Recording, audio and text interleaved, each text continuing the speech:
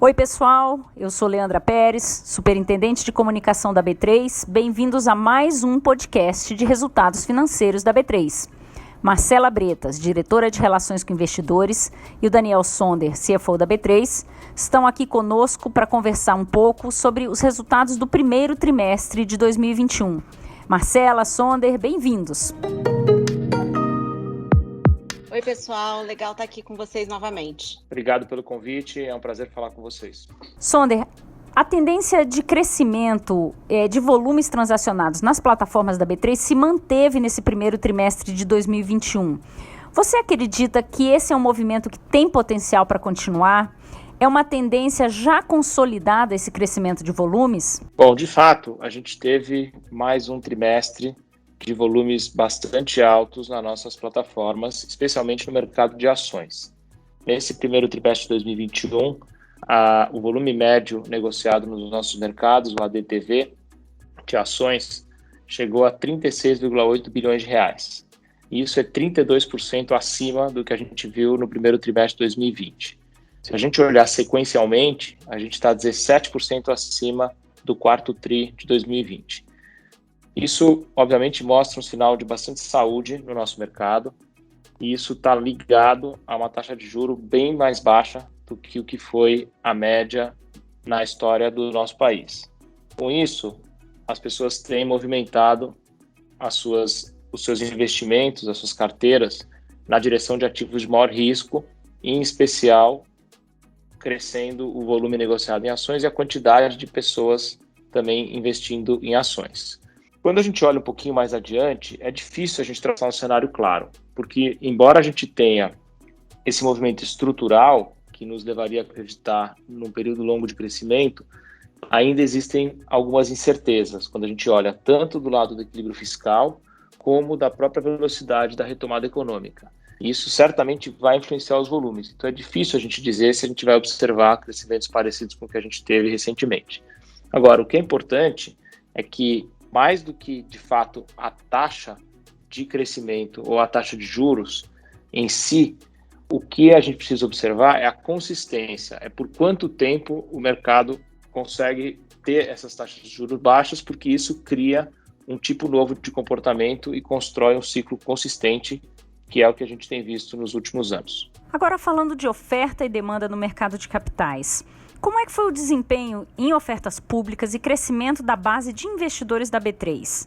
Você acha que o aumento na taxa de juros afetou o apetite desses investidores, seja na oferta e chegada de novos emissores, seja no apetite do investidor pessoa física? Olha, a gente teve um mercado bastante forte do ponto de vista das captações de renda variável nesse primeiro trimestre. A gente observou 15 IPOs e 7 ofertas subsequentes, que são os follow-ons, só nesse trimestre, com um valor de quase 33 bilhões de reais captados. Nesse ano, a gente já chega em 20 IPOs e tem mais ou menos umas 30 companhias que ainda estão no pipeline.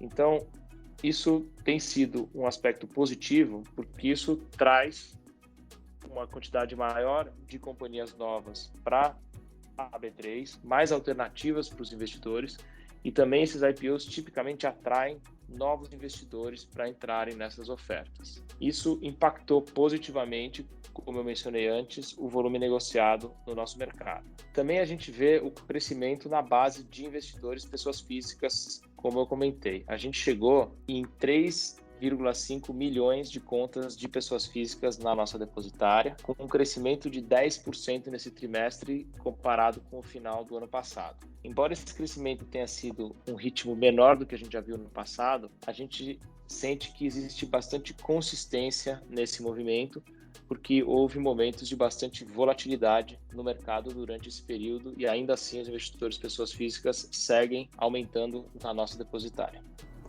Marcela, fevereiro foi o mês em que a nova política de tarifação anunciada pela B3 no final do ano passado começou a vigorar. Nesse cenário de crescimento de volumes, é possível explicar e detalhar um pouco os impactos dessa nova tarifação nos resultados?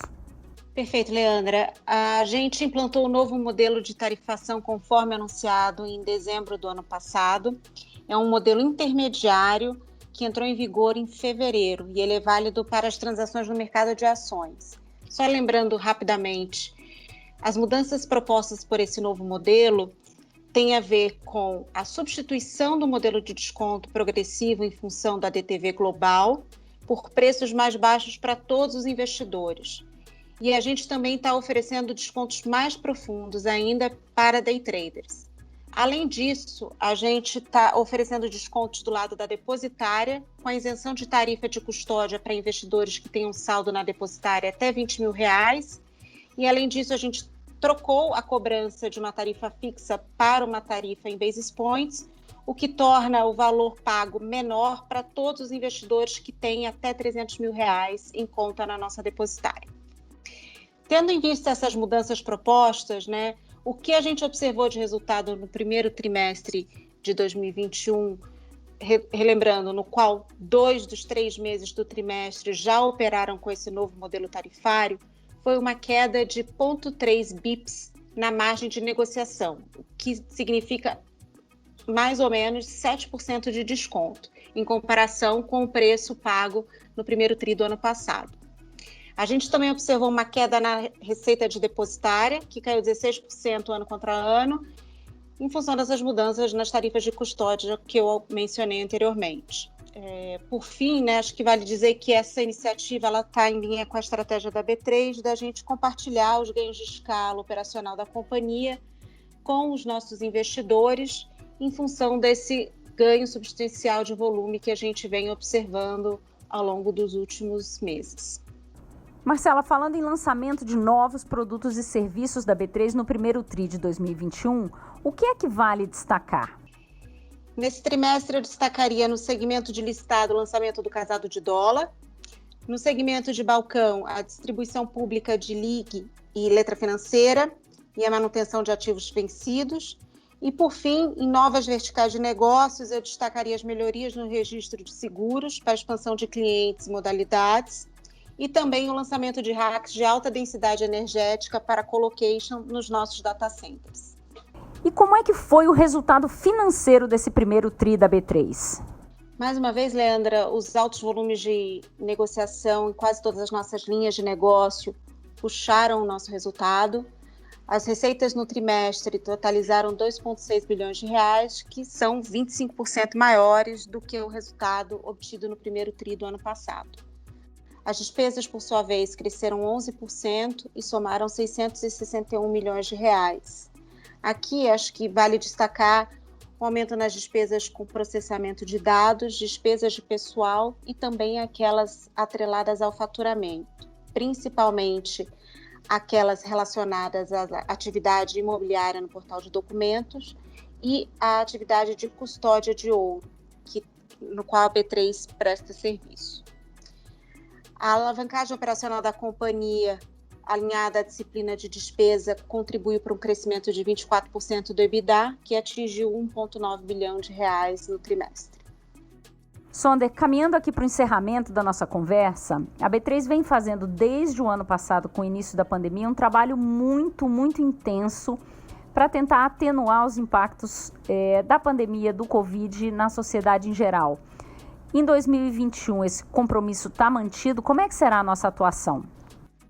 Sim, a gente pretende manter esse compromisso. Isso é um assunto que a gente tem dado bastante importância aqui na B3. A gente tem privilégio, oportunidade de poder fazer esse tipo de doações através da B3 Social, que é uma associação sem fins lucrativos, na qual a B3 é a associada fundadora. E a gente, durante o primeiro trimestre, a gente aprovou donativos de R$15 milhões para ações ligadas à emergência de saúde e também para a questão da segurança alimentar. A gente tem um compromisso com esse assunto, a gente está fazendo boas escolhas de organizações sérias que podem impactar muita gente e a gente espera que a gente possa superar esse período de crise aguda na saúde e na sociedade o mais rapidamente possível. E enquanto isso não acontece, a B3 vai cumprir o seu papel de cidadã corporativa e, se possível, estimular outras companhias a atuar da mesma maneira. Sonder e Marcela, muito obrigado pela participação de vocês, muito obrigado pela conversa. E para você que está nos ouvindo, esse áudio está disponível no site de Relações com Investidores da B3 e pode ser compartilhado com todos os seus contatos. Muito obrigado e até o próximo TRI. Leandra, obrigada por mais um podcast. Em nome da equipe de Relações com Investidores, eu reforço que estamos todos à disposição para quaisquer dúvidas ou sugestões para próximas discussões aqui. E eu queria agradecer muito ao time de RI e também ao time de comunicações por produzir mais esse podcast. Todos os materiais de divulgação dos resultados da B3 do primeiro TRI de 2021 estão disponíveis no nosso site para quem tiver interesse e, por favor, fiquem à vontade para nos acessar por qualquer canal que vocês quiserem. Muito obrigada, pessoal, e até o próximo TRI.